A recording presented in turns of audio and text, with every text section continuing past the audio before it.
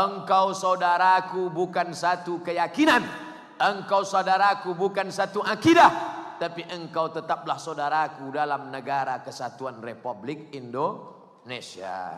Bertetangga dengan Kristen, satu kantor dengan Konghucu, bertetangga dengan Buddha, Hindu, batasannya jelas. Wala ana abidum ma'abatum, wala antum abiduna ma'abud lakum dinukum waliyadin. Muhammad sallallahu alaihi wasallam, Muhammad sallallahu alaihi wasallam. Gimana kalau kami sembah Tuhanmu sebulan, habis itu kau sembah Tuhan kami, Lata, Uzza, Manat, Hubal, Jibti, Taghut, Naham, banyak sekali Tuhannya. Boleh enggak kami sebegitu? Kata Allah, qul, katakan kepada dia. Qul kalau pakai qaf, qul, katakan kepada dia. Ya ayyuhal kafirun, wahai kalian yang ingkar Allah itu satu esa, tunggal tak berbilang. La a'budu ma ta'budun, aku tak menyembah apa yang kamu sembah. Wala antum abiduna ma a'bud, kamu pun tak menyembah apa yang aku sembah. Sampai diulang 2 kali. Wala ana abidu ma abattum wala antum abiduna ma a'bud, wala ana abidu ma abattum wala antum abiduna ma a'bud. Kalau ada imam yang ulang sampai 3 kali, berarti grogi. Lakum dinukum waliyadin. Bagaimana kalau ada kita yang ikut-ikutan tradisi agama orang lain? Man tasabbaha biqaumin, siapa yang ikut-ikutan melewati batasan agama, maka nanti di akhirat apa yang akan terjadi? Husyira ma'ahum yaumal qiyamah, dia akan dibangkitkan bersama mereka.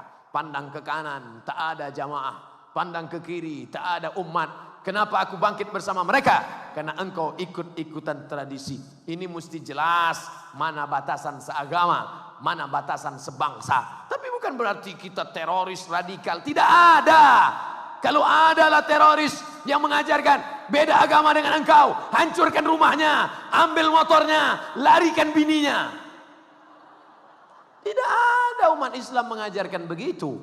Semuanya, para kiai, tuan guru, habaib, ulama, apa yang mereka ajarkan? Wa ma arsalnaka illa rahmatan lil alamin.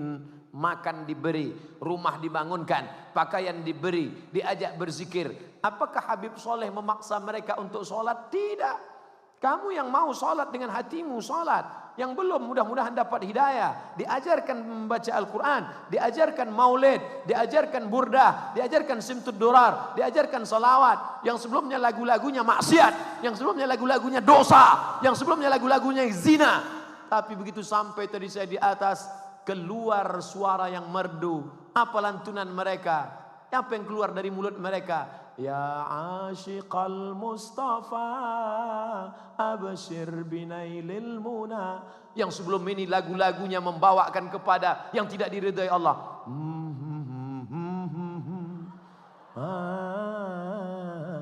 Sekarang berubah menjadi lagu salawat.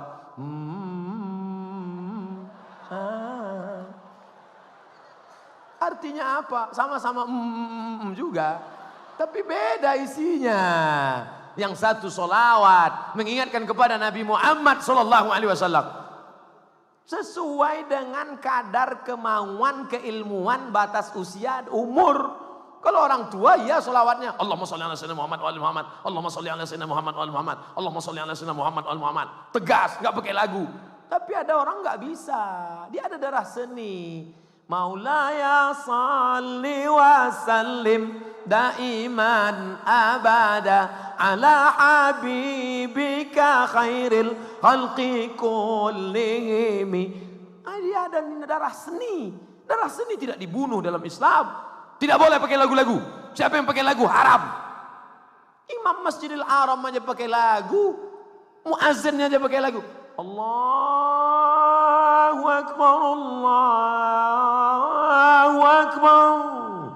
Itu ada lagunya, ada iramanya, ada intonasinya. Gimana azan nggak pakai lagu? Allahu Akbar, Allahu Akbar. Pakai lagu. Allahu Akbar, Allahu Akbar. Ada lagunya. Tapi anak-anak sekarang lagunya lembut. Allahu Akbar, Allah. Akbar. Terserah kau mau lagu apa. Tapi jangan sampai lagu Melayu masuk ke azan. Allahu Akbar. Itu nggak boleh. Rusak dia jadinya. Sudah ada lagu yang ditetapkan. Nahawan, Jaharka, Sika, Ras.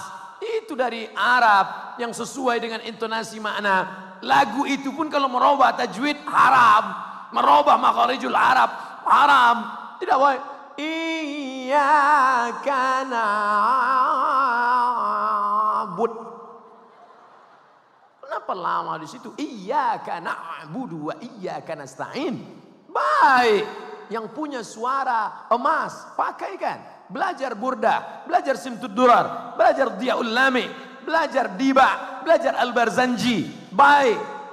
Sallallahu ala Muhammad, sallallahu alaihi wasallam, sallallahu ala Muhammad, sallallahu alaihi wasallam.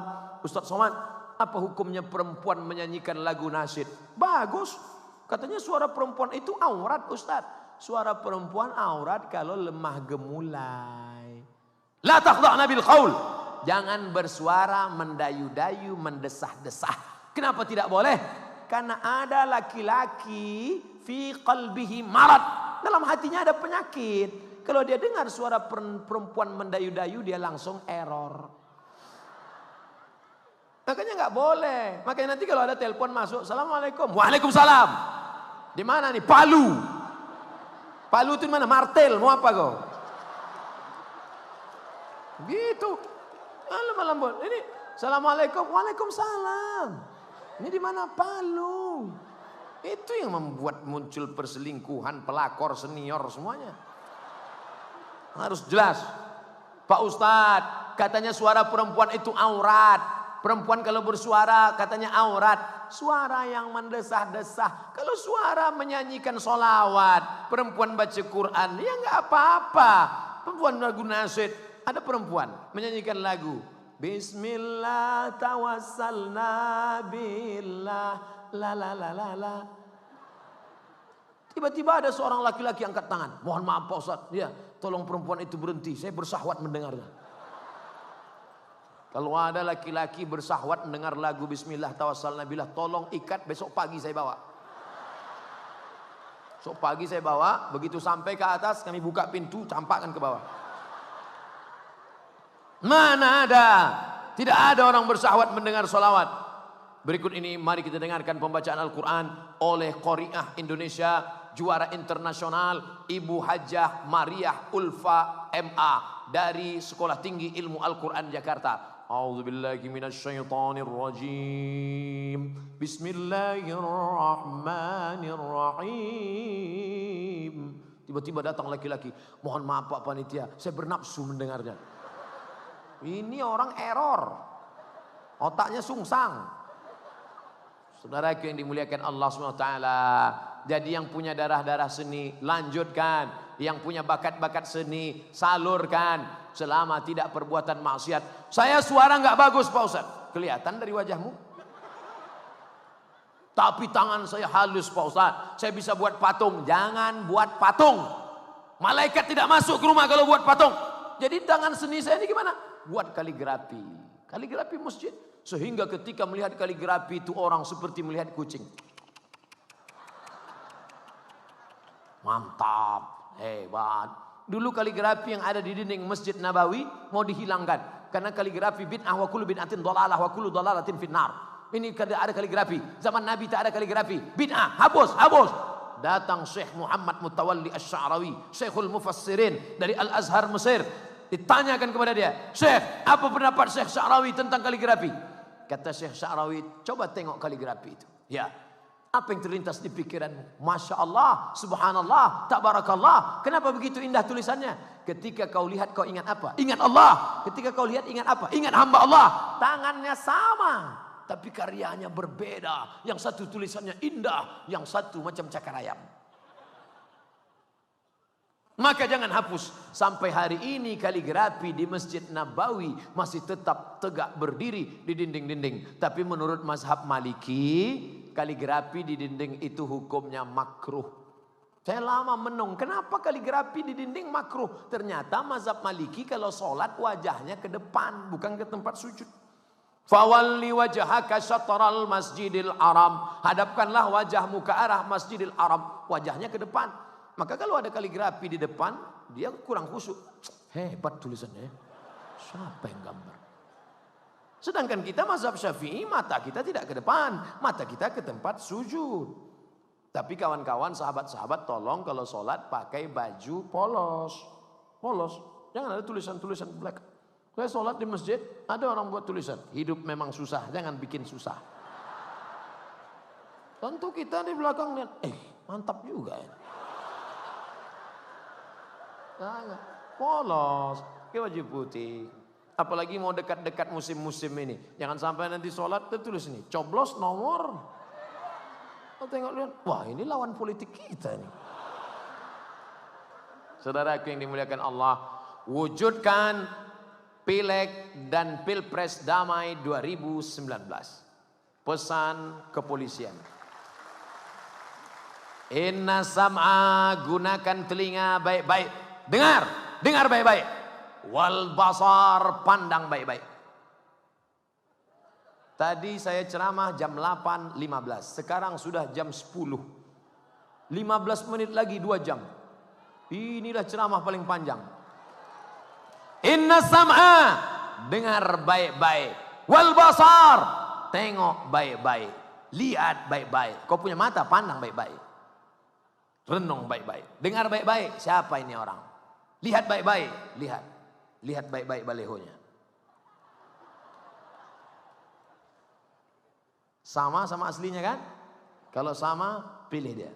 Kalau tak sama, berarti tak betul. Dari gambar aja sudah bohong. Gunakan telinga baik-baik, pandang baik-baik. Tapi ternyata mata kadang menipu. Buktinya apa? Imam Al-Ghazali melihat kayu di tepi laut. Kayu, tongkat di tepi sungai, kelihatannya bengkok. Begitu didekati bengkok. Begitu ditarik lurus. Mata tertipu, mata menipu. Tidak bisa. Berapa banyak kita lihat perempuan putih, tangannya hitam. Menipu. Kenapa? Karena dempulnya 2 cm. Mata menipu, saudaraku. Telinga kadang berbohong, berdusta. Oleh sebab itu ada kau punya hati nurani. Nur cahaya. Hati yang diterangi cahaya. Maka minta kepada Allah salat istikharah. Usolli sunnatal istikharah politik lillahi ta'ala. Tapi saya ini orangnya nggak ngerti Pak Ustadz. Tanya habaib, tanya alim ulama. Fas'alu ahla dzikri, tanya orang yang baik. In kuntum la ta'lamun. Kalau kamu tidak tahu, nanya. Jangan mikir sendiri, baca sendiri, nyasar sendiri, sesat sendiri. Tanya para ulama kita. Sedangkan sahabat Nabi bertanya kepada sahabat yang lain. Apalagi kita yang tak punya ilmu, dhaif, lemah, miskin, papa, tak punya apa-apa. Maka kita mesti bertanya kepada para ulama. Ustaz Somad boleh kami tanya? Jangan. Kita tetap mengunjung azas luber. Langsung, umum, bebas, rahasia. Jangan terjebak dengan hoax. Jangan terjebak dengan money politik. Money, duit. Politik, duit, politik. Saya tidak mau nanti dapat telepon dari Palu. Assalamualaikum Ustaz Somad. Waalaikumsalam. Apa hukumnya memilih calon DPR kota, DPR kabupaten, DPR provinsi, DPR pusat, tapi kami dikasih 100.000, haram. 1 juta Pak Ustadz, haram. 5 juta Pak Ustadz, sekali haram, tetap haram. Kalau kita bagi 2 Pak Ustadz, ini nomor rekening saya.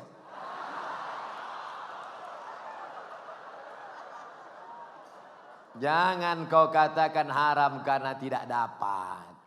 Tapi begitu dapat lidahmu mulai berkata celat. Halam. Ini nampaknya Ustadz Somad ini bersuara lantang karena belum dapat saja. Kalau mulut berisi air susah untuk berkata-kata. Betul? Kalau sudah mulut lantang bersuara karena masih kosong. Tapi kalau sudah berisi ketahuan Ustadz Somad karena belum dapat. Nanti kalau sudah mulai diam berarti udah dapat.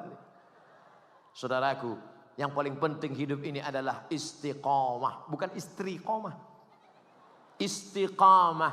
Idza ra'aitar rajul, kalau kau lihat ada orang yamshi 'alal ma', berjalan di atas air, yatiru fil hawa, terbang di atas awan, terbang di atas awan, berjalan di atas air, la tartar, jangan tertipu, jangan terpukau. Kenapa? Karena setan iblis pun bisa melakukan itu. Tapi pandanglah pada istiqomahnya sholat berjamaah. Laki-laki sholat berjamaah di masjid. Yang laki-laki sholat di rumah, laki-laki solehah. Kau pilih wakilmu, DPR kota, DPR provinsi, DPR kabupaten, DPR pusat, DPD. Sholat berjamaah, tapi sholatnya dari sekarang, bukan sebulan sebelum pencoblosan. Jangan nanti yang datang ke masjid bawa karpet. Bapak ibu saudara sekalian, ini ada karpet 1 gulung, tolong pilih saya, ini DP-nya. Kalau menang nanti ku tambah, tapi kalau kalah yang ini ku jemput lagi. Jangan bawakan karpet ke tempat kami sudah bagus, mantap. Karpet merah, Ustadz Somad. Ustadz Somad bukan pejabat, bukan siapa-siapa. Tapi disediakan karpet merah. Masya Allah, macam turun dari pesawat. Assalamualaikum. Waalaikumsalam. Betul nih nomor Ustadz Somad? Tidak salah lagi. Saya rencana mau mencaleg Pak Ustadz. Mantap, mainkan. Apa pesan Pak Ustadz? Nanti kalau kau duduk di sana kau perjuangkan 3. Apa yang 3 itu Pak Ustadz? Pertama, kau keluarkan perda zakat untuk menolong fakir miskin. Yang kedua Pak Ustadz, kau keluarkan perda memasukkan pelajaran agama ke sekolah umum, SMP, SMA yang tidak punya pelajaran agama. Perda yang ketiga Pak Ustadz, berbusana muslimah bagi muslimah, non muslim jangan kau ganggu. Insya Allah Pak Ustadz, insya Allah Pak Ustadz. Nanti kalau saya duduk sana yang 3 ini akan saya perjuangkan. Sudah 5 tahun nggak pernah nelpon lagi. Tapi yang penting sudah ku sampaikan. Hai saudara-saudaraku yang menjadi calon anggota legislatif DPD dimanapun kau berada. Ustadz nunjuk siapa ini? Ini yang di kamera-kamera nih. Yang nonton-nonton, ini kau yang berjuang di sana. Aku tidak sebut partai kau apa. Aku tidak sebut kau golongan warna apa.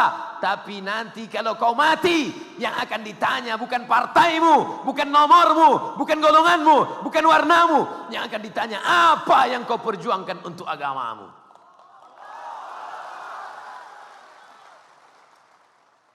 Sudah 2 jam kurang 15 menit saya ceramah. Ada tak ceramah saya ini yang melanggar kode etik negara kesatuan Republik Indonesia? Ada tidak ceramah saya ini yang melanggar agama? Kalau ceramah saya melanggar kode etik negara, melanggar aturan negara, melanggar hukum negara, Bapak Kapolda duluan menangkap saya, betul?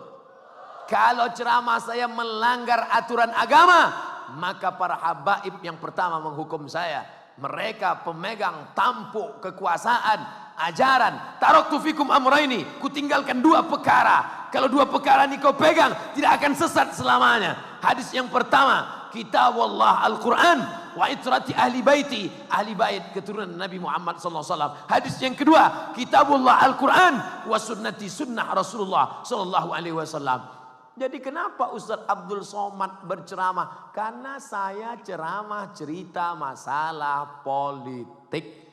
Orang takut cerita politik. Saya jelaskan. Saya tidak mengajak orang ke jalan partai. Saya tidak mengajak orang mencoblos nomor. Saya hanya mengingatkan supaya umat ini cerdas. Kalau umat Islam tidak peduli politik, umat Islam akan dipolitiki.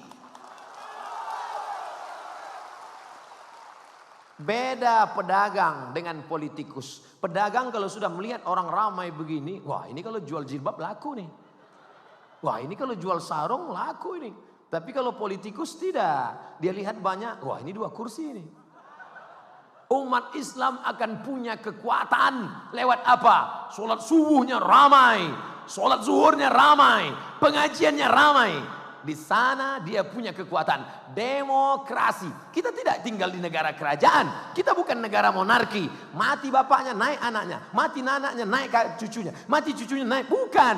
Kita memakai kekuasaan di ujung jarimu saat kau mencoblos gambar bismillah. Betul? Kalau tidak ada paku bawa dari rumah. Ingat. ketika engkau memilih, engkau sedang bersaksi. Banyak orang tidak mau cerita politik karena nanti yang paling enak kan cerita sabar. Pengajian kita malam ini tentang sabar. Anak gadis kita dilarikan orang sabar. Istri kita dilarikan orang sabar. Itu bukan sabar, pembodohan. Goblok, tolol. Saudaraku yang dimuliakan Allah Subhanahu wa taala, anarkis jangan, money politik jangan, menyebar hoax jangan, kebencian, ujaran kebencian jangan.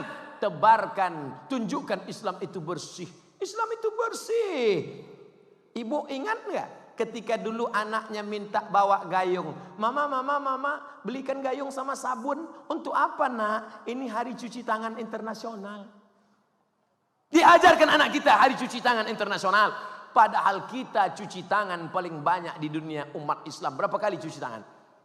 Kalau kamu bangun, idza staiqadha ahadukum min naumihi, kalau kamu bangun malam, jangan masukkan tanganmu ke dalam bejana ember. Kenapa? Karena kau tidak tahu tadi malam tanganmu nginap di hotel mana.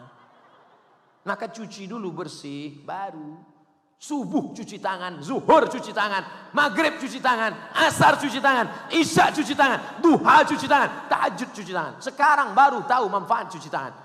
Nanti 10 tahun lagi keluar hari cebok internasional. Kita sudah lama cebok ini. Saudaraku yang dimuliakan Allah SWT, guru-guru di sekolah mengajarkan kuku jangan panjang. Pemeriksaan kuku. Nih. Jangan panjang. Sekarang anak-anak kuku panjang. Udah panjang pakai kutek. Black kutek.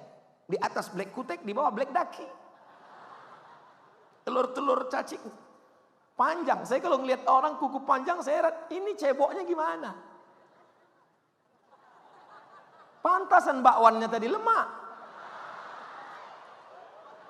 Untung udah makan malam. Jangan diingat besok pagi, bisa muntah. Diajarkan azfaraka, kukumu, inna syaitana yaqudu ma tala minha. Ingat, setan duduk di kuku yang panjang. Bolak-balik kau mengusir setan. Auzubillahi minasyaitonirrajim, auzubillahi minasyaitonirrajim, auzubillahi minasyaitonirrajim. Setan heran, kau ngusir aku tapi tempat kau sediakan 5 seat di sana. Sama dengan orang yang menyediakan patung di rumah. Patung. Tiap hari ngusir setan. Auzubillahi minasyaitonirrajim, auzubillah. Kata setan, aku kau usir tapi rumahku ada di rumahmu. Malaikat tidak masuk ke rumah yang ada patung di dalamnya. Tapi malaikat yang tidak masuk itu malaikat rahmat. Malaikat maut masuk. Saudara yang dimuliakan Allah Subhanahu wa taala. Oleh sebab itu, saya terus terang Ustaz Somad, dari jam 8.15 Ustadz ceramah, sekarang sudah jam 10:05, 10 menit lagi kurang 2 jam. Tidak bisa saya simpulkan. Apa kesimpulannya? Simpulkanlah sendiri. Orang Palu sudah bisa menyimpulkan ceramah ini sendiri. Intinya tetap kita jaga persatuan, tetap kita sekolahkan anak-anak kita ke pesantren. Meninggal Abdul Somad, mati Abdul Somad, anak-anak kecil yang berlari-lari yang dibawa malam ini, mereka yang akan melanjutkan Islam di Palu sampai akhir dunia. Mudah-mudahan anak kita menjadi anak-anak yang soleh dan salehah.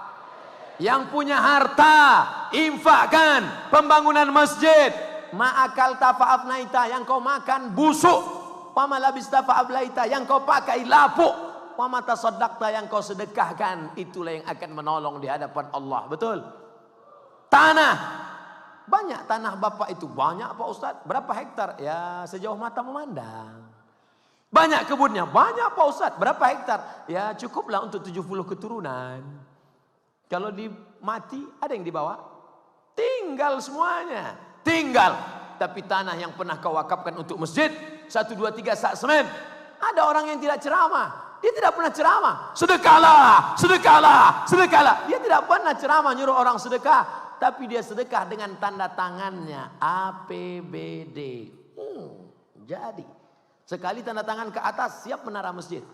Tanda tangan ke bawah, WC 2. Kira-kira mana yang lebih efektif? Ceramah nyuruh orang sedekah atau tanpa ceramah tapi langsung action? Bagus action. Nah, kalau gitu berhentilah saya ceramah. Saudaraku yang dimuliakan Allah Subhanahu wa taala, kalau ada kotak lewat, berikan. Kalau tidak sanggup memberikan, ikut gotong royong. Kamu ngasih berapa sak semen? Saya 100 sak. Kamu saya nggak bisa ngasih semen karena saya miskin. Terus saya ikut gotong royong. Kamu, saya senyum aja. Pilih antara tiga. Memberikan sak semen atau ikut gotong royong tanganmu sampai lecet. Atau kau senyum berbuat baik. Tabassumika fi wajhi akhika shadaqah. Senyummu ke wajah saudaramu sedekah. Jangan jadi orang yang ketiga. Ngasih semen tidak, bersedekah tidak, gotong royong tidak, senyum tidak. Masjid sudah selesai baru ngelihat. Ini kelihatannya tiangnya miring ini. Kalau ada orang model begini, tangkap kepalanya, antukkan ke tiang. Biar lurus otaknya. Kasar sekali Ustaz Somad. Tidak. Kita doakan saudara kita. Ingat, majelis ilmu tidak sempurna sebelum ditutup dengan doa.